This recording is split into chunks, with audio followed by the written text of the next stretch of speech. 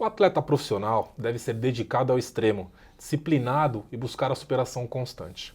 Nesse episódio temos um ótimo exemplo.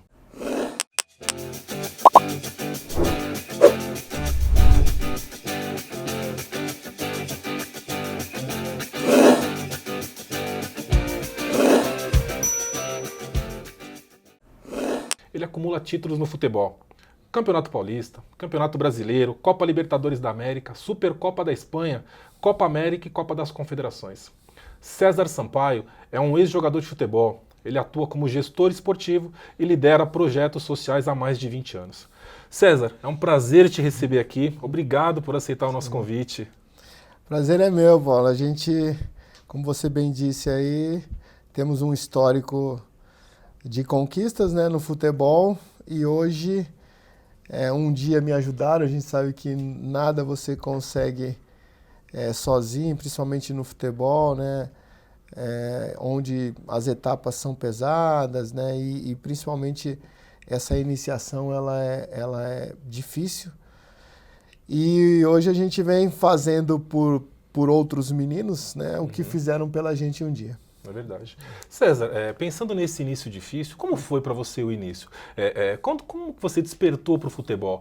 Você, desde pequeno, já sabia, já tinha esse talento? Conta um pouquinho para a gente como foi esse começo.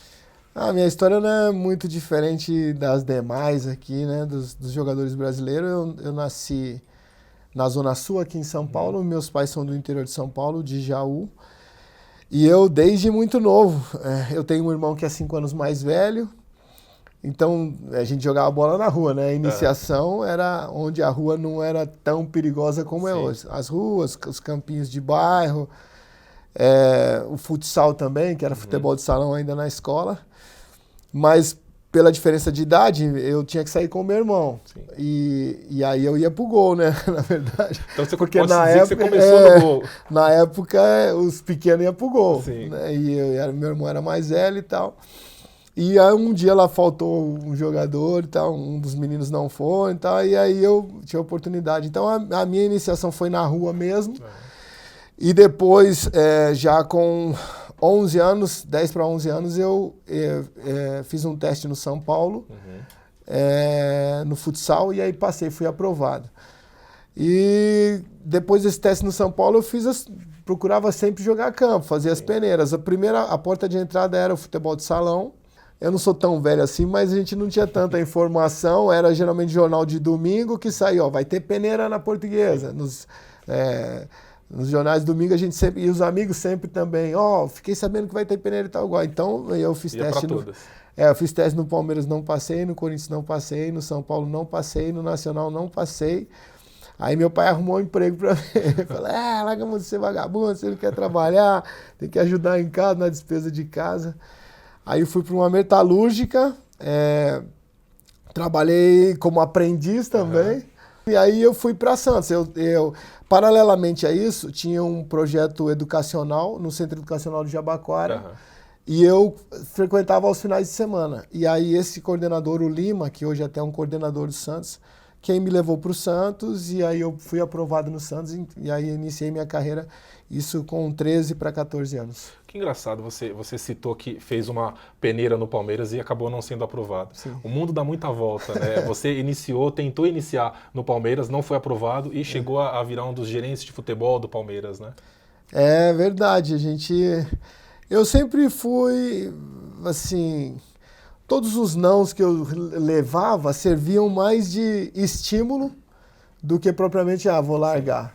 E, eu falava, foi interessante, no São Paulo, acabou a avaliação, né? O treinador falou assim, quem eu falar o nome para voltar amanhã, né? Aí ele falou o nome, não falou o meu, né? Poxa. Aí acabou, eu levantei a mão, ele falou, o que foi? Eu falei assim, você não falou meu nome. Ele falou, então você não precisa voltar amanhã. E eu falei, como é que pode? Esse cara não me viu jogando, né? Era meio que... Eu sempre achava, preciso melhorar nisso. Eu nunca me dei por vencido. E é isso mesmo. Depois, né, como você bem disse, não só gerente do Palmeiras, mas o Palmeiras me comprou do Santos, né? Eu estava lá de graça, depois teve que me comprar do Santos. Mas fiz uma carreira, assim, não esperava conquistar, né, tantas coisas, né? O Sim. futebol me deu muito mais do que eu esperava. Mas, por outro lado, também eu entendo que o amor à profissão, né, a fazer aquilo que gosta, e também de sempre achar que pode melhorar. Eu sempre fui perfeccionista, até estendendo um pouco, eu jogava de volante, né? Na minha época ainda o 5 marcava o 10, né, do adversário. Então, invariavelmente, eu sempre tinha a função de marcar o melhor jogador. Geralmente o 10 era o melhor do adversário. Na defesa, assim, na marcação já é difícil. Tem que marcar o melhor do outro time. Os Messis, né, dos outros times. Eu me lembro, assim, de várias noites, assim, pegava fita cassete na época, né, e ficava rebobinando, assim, voltava, ia para ver os lances de quem que eu ia marcar. Então, eu acho que isso me ajudou bastante, né? Não só essa dedicação, como querer fazer sempre o melhor, né? Sempre estar aprimorando. E o que você considera, assim, mais importante? Talento ou disciplina? Eu acho que é a disciplina. Porque não só como ex-atleta, mas hoje como gestor, eu vejo muitos talentos jogados fora. E a disciplina, independente da área que você escolha, ela é um ponto-chave, né, para que você possa ser bem-sucedido. Exato. O talento pode te dar uma oportunidade, né, pode te dar uma chance, mas o que vai fazer com que você prospere, independente do segmento, é a disciplina. Ok. A gente sabe que muitos jogadores aí, quando finalizam a carreira, eles passam a ser treinador. Você já pensou em ser treinador de futebol? Não pensei. Bom, o cargo de gestor é um cargo interdisciplinar, então você tem que ter cursos complementares. E eu fiz curso de análise de desempenho, fiz de preparação física e fiz de treinador também. De gestão a gente faz sempre, né? Porque você tem que montar, a maioria das vezes, a comissão técnica, então você tem que avaliar os profissionais que você está contratando. Quando a maioria dos times que eu joguei, eu era capitão, então a gente tinha muita participação na parte de planejamento, né, da parte estratégica, da montagem do elenco. Na minha época, a gente tinha uma participação ativa nisso, né? Vai contratar alguém, a característica do jogador que vem. Então, isso me levou mais para a gestão. Eu me identifiquei mais com essa parte de inteligência mesmo da coisa, e porque eu acho também que o Brasil hoje... Bom, lógico que falando da parte econômica, não tem como competir com um dos grandes centros. O grande momento dos jogadores brasileiros a gente não vive, né? A maioria, tá tudo no exterior. 90% da seleção está no exterior. O que o Brasil perde muito é a gestão, né? Assim, essa parte administrativa dos clubes é horrível, né? A corrupção, a sujeira mesmo, né? A falta de ética. Bom, eu estou como comentarista hoje, né, na ESPN e na rádio também, porque eu não consegui conviver nesse meio, onde outros interesses, né, acabam prevalecendo.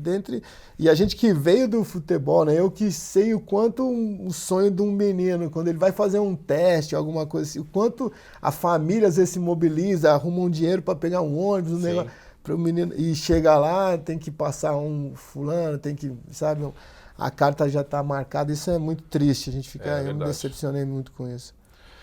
O seu projeto, ele já contribuiu aí para a formação de grandes jogadores. Como é essa experiência, César? É gratificante, né? Porque, como eu falei, alguém me ajudou um dia, hoje a gente serve aí de uma ferramenta de inserção desses meninos. E, bom, acho que o investimento em pessoas, independente do segmento novamente, o retorno ele é maravilhoso, né? Quando você consegue fazer parte, né, do sucesso ou da inserção ou abrindo uma oportunidade para alguém, né, para mudar não só a história dele às vezes, mas às vezes da família em geral, né, construir uma família. Eu acho que esse retorno aí não tem dinheiro que pague. E de fato muda, né? A gente percebe, o Davi Luiz jogou na seleção, né? O William atua hoje na Copa do Mundo. E começaram lá, no seu projeto. Sim, são meninos que a gente... Bom, isso final dos anos 90, né, início dos anos 2000, eles eram da escolinha, faziam parte, né? E isso prova que é oportunidade funciona, mesmo, né? Você Parece vê que se hoje você for na escolinha, você fala, não acredito que um menino vai sair daí para jogar no Chelsea. É verdade. Né? Desse time aí... Vai chegar na seleção brasileira. Na seleção brasileira, na Copa do Mundo. Verdade. E aí a gente vê o depoimento do William. Bom, eu joguei também na Copa do Mundo, então aqueles que me viam no campinho de terra lá, né? Sim. Pô, tinha muitos vizinhos que falavam, vou furar essa bola aí. Esse barulho, ainda bem que não fizeram isso, né? Furaram algumas. É mas eu não desisti, não. Não, tá certo. E quando você pensou em parar de jogar, você já se imaginou um gestor de futebol? Como foi essa preparação? Sim, antes de eu parar de jogar, eu fui sócio do Rivaldo, nós montamos um clube, o Guaratinguetá, né? Guará. Bom, a gente tinha um projeto era esse mesmo projeto, só que sem noção nenhuma de business e nem de plano de negócio, zero. A gente queria ajudar os meninos carentes. Então nós fizemos um projeto, depois virou um clube, né? O Guaratinguetá. E esse clube te deu uma dor de cabeça, né? Te arrumou uma confusão em casa. Esse clube quase causou uma separação aí. Porque a princípio não era pro clube subir, não era pra ir bem, era só pra tirar os meninos da rua, dar uns negócios. Mas o clube evoluiu, né? O time foi bem, cara. Cristo começou a ir ganhando. Eu falei, puxa, Rivaldo. O Rivaldo, vai dizer que ganhou. Eu falei, ganhou de novo. E pior coisa, assim, porque se você sobe de divisão, o custo pra você jogar aumenta. Sim. E eu e o Rivaldo que era o que bancava esse que bancava tudo. Paguei mó dinheirão. Eu e o Rivaldo, né, meu parceiro, que também não sabia nada de negócio. Então a gente tem que se preparar em tudo, né? Tudo que for fazer, a gente tem que se preparar, até porque pensa se a gente não tem uma condição legal para o sonho de quanta gente que a gente ia frustrar. Então, aí eu fui estudar. Por isso que eu fui fazer gestão, né? Que eu falei, parei de jogar, falei, o negócio é legal, mas tem que estudar. Olha só como o estudo faz diferença. Foi interessante. Eu terminei o segundo grau, né? Através do telecurso. No Japão, estava jogando no Japão, na concentração não entendia nada, peguei aquelas fitas lá do telecurso. Aí me formei, aí quando eu parei de jogar, eu fui para a faculdade, né? Fiz administração com especialização em gestão.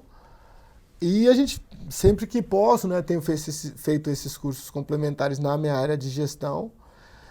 E não tem coisa melhor do que você, assim, entrar numa sala de aula, né? Você tá aberto ao novo. Sim, você conhecimento. Conhecimento é algo engrandecedor, né? A vida... Porque quando você para de jogar, você fala, putz, não sei fazer nada, né? Só saber jogar, você fazer, o que eu vou fazer? Então eu passei um período assim mesmo parece que você cai num buraco e outra, tudo que você vai fazer, a expectativa de todo mundo é que você vai ser bom também, né? Pô, se era bom jogador, se ele for um engenheiro, vai ser bom pra caramba. A gente não tem um plano de carreira, né, para um atleta, porque o atleta ele se aposenta com o jogador de futebol, né? Uma média de 35 anos. Então, você é velho para o futebol, mas para a vida você não sabe nada, né? Na flor da idade. Verdade. E aí o cara, faz um monte de besteira, né? Tem pessoas que não conseguem conviver fora da mídia, do holofote. E a competitividade também, né? A sociedade às vezes acaba não proporcionando isso. Eu tenho alguns amigos, né, que tem casos de depressão, de drogas, né, de álcool, que pós-carreira aí traumático. César, você citou muitas vezes na entrevista o não que você recebeu do Palmeiras, né? E você também cita que é importante não desistir. Os nossos jovens aqui, eles vivem isso praticamente todos os dias. Que dica, que conselho você pode dar para eles para que eles também não desistam? Eu acho que ninguém tem o poder, não tem nem o direito e nem o poder, né, de frustrar o seu sonho. Então, acho que, como eu bem disse anteriormente, eu nunca me contentei com o não. Não sempre foi um motivo para eu me preparar melhor. Ainda hoje, né? Eu confesso assim que a gente fica triste, lógico, não tem como você não ficar triste. Verdade. Mas, assim, o dia seguinte, essa resiliência mesmo, eu já estava um guerreiro de novo. Então, independente daquilo que você pensa em fazer, dificuldade você vai ter em todo e qualquer emprego, né? Então, escolha fazer o que você gosta, porque você vai ser criativo, você vai ser proativo e, acima de tudo, você vai ser feliz, né? Não vai ser um trabalho, vai ser algo penoso. Quando eu comecei no Santos, eu não era um dos melhores. E que ficaram no meio do caminho porque não foram dedicados, né? Eles falharam naquilo que dependiam deles mesmos. A gente sabe que no Brasil o desemprego é muito grande. Sim. O jovem brasileiro hoje, ele sofre bastante com essa condição. A gente percebe aqui no Espro, a gente atende jovens de alta e de altíssima vulnerabilidade. Você acha que o mercado de trabalho hoje, em geral, ele tem alguma relação, ele é parecido com o mundo que você viveu do futebol, as dificuldades de entrada, de permanência e até de aceitação? Sim, os mesmos, entendo que os mesmos desafios, pode dizer assim, e no futebol ele é mais predador ainda. Às vezes um erro que você tem na empresa pode causar um problema para a empresa e um relacionamento. Mas pensa você não poder sair na rua, né? Como nós tivemos casos e casos. O Thiago Silva mesmo, antes dessa Copa, né? Todo mundo, ele chora, se for para a final ele chora, né? Porque o exemplo da Copa passada. Da Copa passada. O Dunga conviveu muito tempo, o Barbosa. E a gente tem uma sociedade que a gente acaba meio que personificando o desastre, né? O Paulo é culpado. Se arrumar, parece que ia resolver o problema. Arrumou o culpado, todo mundo tá isento. E a população muda muito rápido, né? Muito. É culpado hoje, amanhã vira herói. E aí no futebol tem isso também, né? A verdade... A mentira da quarta-feira pode virar verdade domingo. É verdade. E falar em desafio, César, qual foi o maior desafio da sua vida, da sua carreira? Maior desafio? Eu gosto de desafio, bastante. Eu acho que o maior desafio foi tirar a minha família de uma situação de precariedade, né? Até de dificuldade de subsistência mesmo, né? Então... Eu sou o terceiro dos irmãos e eu falei, cara, eu vou mudar isso aí. Mas não acho nem que era dificuldade, eu acho que eu gosto quando a pessoa fala, duvido você fazer isso, sabe? Eu gosto de ser desafiado. Eu gosto de ser desafiado, eu gosto, cara. E eu acho assim que o projeto que eu estou desenvolvendo hoje é bem gratificante, muito difícil. Mas é desafiador mesmo, porque você tirar um avião do chão, né, literalmente, precisa de uma turbina forte. E a gente eu acho que um dos segredos da vida é isso, você está procurando se reinventar, aprendendo com as derrotas, né, tirando lições, e não achando que você é o dono da verdade com as vitórias, né, porque muitas vezes as vitórias elas encobrem alguns erros. E o importante é você estar se reinventando sempre. Não posso deixar de perguntar. Como é que foi representar o Brasil na Copa do Mundo de 98, na França? Cara, foi...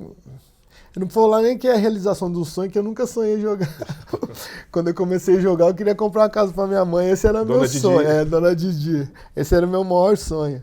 Quando eu fui para o Japão, eu fui pelo dinheiro mesmo, né? Pelo valor, e meio que abri mão da... Todo mundo falava, se você for para o Japão, você não vai para a Copa. Eu falei, mas eu tô aqui, não fui, eu não tô nem aí, vou pegar meu dinheiro. Fazer um pé de meia.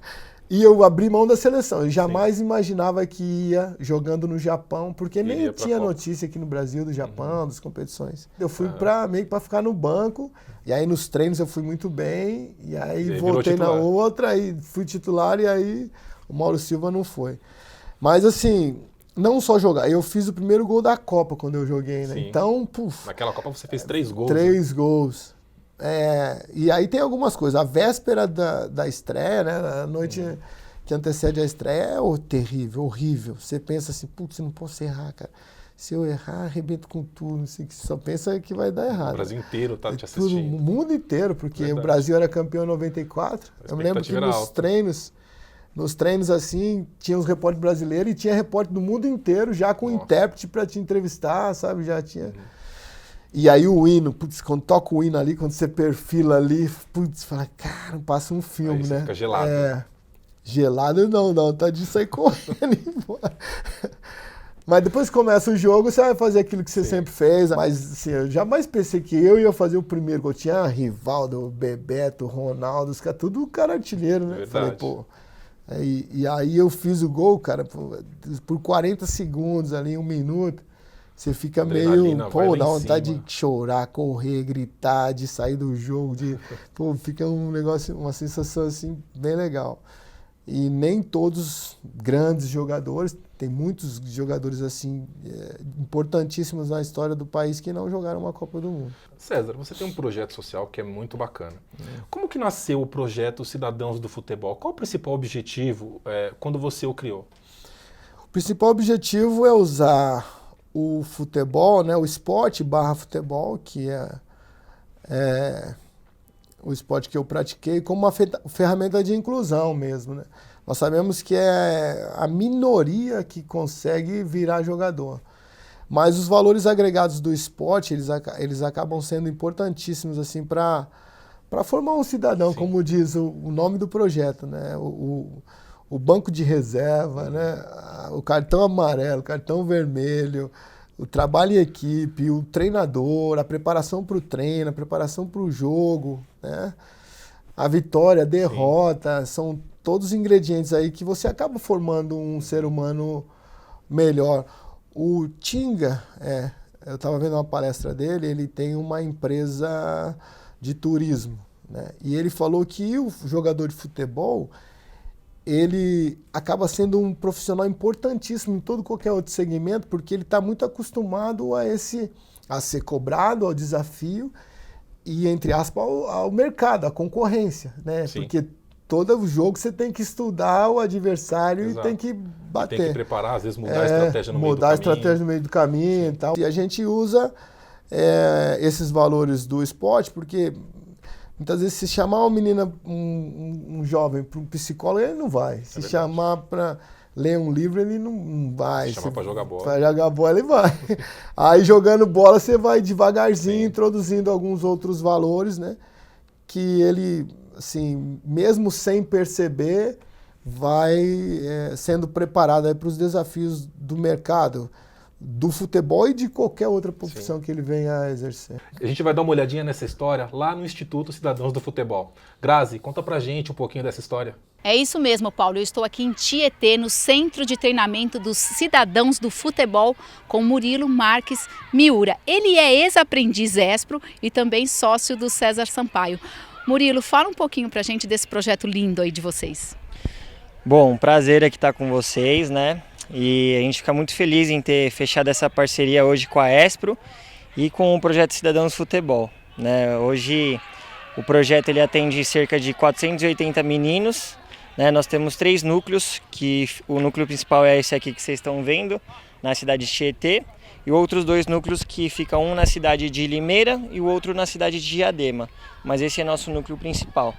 E a gente vem aí fazendo um trabalho muito bacana com alguns jovens, né? Crianças de 11 a 17 anos, que através do futebol a gente dá alguns fundamentos para ele, através de alguns princípios, para direcionar para ser um bom cidadão aí e estar buscando ou através do futebol ou através de alguma outra profissão aí no mercado de trabalho. E Murilo, me conta uma coisa, essa história de ser ex-aprendiz ESPRO nem faz tanto tempo assim, né? Fala a verdade. Como foi essa experiência? Foi uma experiência muito bacana, viu? Não faz muito tempo não. Na verdade, hoje eu tenho 26 anos, né? E eu entrei na ESPRO com 16 anos, então aí 10 anos que a gente está nessa carreira aí, né? Então eu iniciei sempre desde muito jovem, né? Tinha esse lado empreendedor, de querer fazer alguma coisa, querer trabalhar. E aí por meio da ESPRO, né, eu tive minha primeira experiência de trabalho no Banco Santander, né? Foi por meio que eu entrei como jovem aprendiz na parte administrativa. E aí com 18 anos fui efetivado, fui crescendo dentro do banco e chegou uma hora que eu quis buscar algo próprio. E foi aí que eu saí, né? Fui trabalhar junto com meu pai, acabei conhecendo o César Sampaio. E aí depois de 3 anos de planejamento, né? Um ano atrás do outro, não dava certo, acabou dando certo de fazer esse projeto aí que hoje, graças a Deus, é o 3º ano e vem ajudando muita gente. Viu, jovem? Muitas vezes não dá certo, mas ele foi lá, insistiu, persistiu, acreditou E olha só, e como essa sua formação de aprendiz contribuiu para o que você é hoje e ainda para o que você espera aí pela sua vida profissional? Olha, contribuiu de uma maneira muito positiva porque desde pequeno a gente tem uma experiência bacana, não só lidando com as empresas, mas também lidando com o público, né? Então acho que essa experiência de uma boa comunicação, né, de ter os cursos profissionalizantes que a Espro também direcionava, né, toda semana tinha o curso, então acho que isso é muito importante. Então foi uma experiência bacana que contribuiu bastante para hoje a gente ir amadurecendo e conseguindo as coisas que a gente tem feito. E esse trabalho que vocês fazem aqui, qual é a importância do esporte na vida do futuro cidadão aí, do profissional? Como que isso pode contribuir na vida desses meninos? Bom, o esporte é uma ferramenta incrível aí que a gente usa mais como uma isca para captar os meninos, né? Porque a gente até brinca que chama às vezes o menino para ler um livro, né? A molecada para ir para a escola, todos ficam meio assim, né? Agora você fala para jogar uma bola, os meninos ficam loucos. Então a gente usa o futebol aí, né? Como se fosse uma isca para estar captando esses meninos, para estar direcionando de alguma forma. E o esporte também ele traz muitas referências positivas, né? A gente consegue direcionar e ensinar valores e alguns pontos educacionais através do futebol, né? Murilo, muito obrigada. Com certeza você vai ser aí uma inspiração para um monte de aprendizes que a gente tem por aí. Muito obrigada pela entrevista. Eu que agradeço e deixo um recado aí para todos que tenham muita fé em Deus e nunca desista dos seus sonhos, que se você acreditar, se você continuar firme nele, um dia dá certo. Obrigada mais uma vez. E eu não vou perder essa oportunidade. Agora eu que quero fazer uma pergunta aí para o César Sampaio no estúdio. César, você se considera uma pessoa de sucesso? Eu me considero assim... sucesso é uma palavra assim complexa, né? Eu acho que o sucesso é você ser feliz, né? Fazer aquilo que gosta. Que gosta. Porque o mundo, né? O modelo de sucesso é o cara rico, né? O cara que... Pô, eu tenho convivido com os assim, com os caras bem ricos, assim. Você vai ver a vida dos caras, cara. Não queria não. E o sucesso tem um cara que falou, César, você comeu um pão com mortadela na padaria com um parceiro, é legal. Não estou dizendo que se o cara tiver uma casa em Londres e um carro, não sei o que, pô, beleza, para quem quer, quem quer e consegue e conquista, pô, legal. Se isso é a felicidade dele, mas acho que dá para ser feliz mais barato. Sim, é verdade. É muito emocionante conhecer histórias como essa. César, eu queria que você deixasse uma dica aí para os jovens que estão procurando o primeiro emprego. Bom, a dica é Espro, né? É isso aí. Que tem todo... Lógico, os cidadãos do futebol, eu entendo aí que a gente inicia aí uma parceria, mas vocês têm todo um conhecimento e uma sequência lógica aí, né, de assistência para esse menino. E acho até assim, eu passei por isso. Minhas filhas, é muito difícil um jovem com 17, 18 anos, 19 anos falar, eu vou ser isso. Acho que até é algo que, pô, a gente depois eu com essa idade, às vezes a gente tem dúvida. Então, é interessante vocês buscarem um direcionamento, né? Uma orientação mesmo, e eu fiquei encantado aí com a apresentação e parabenizo a todos, e a gente, de carona aí, nós abraçamos a causa e queremos fazer parte aí desse grupo de construir uma sociedade melhor. Eu entendo que esses pequenos gestos, né? No meu caso é pequeno, nos seus não é tão pequeno, não. Assim, acabam transformando um bairro, transformando uma cidade, consequentemente um estado melhor, um mundo melhor. Gente, muito obrigado, César. Eu gostaria de te agradecer a presença. Se você gostou, se inscreva nas nossas redes sociais, acompanhe o nosso canal Esprofissa.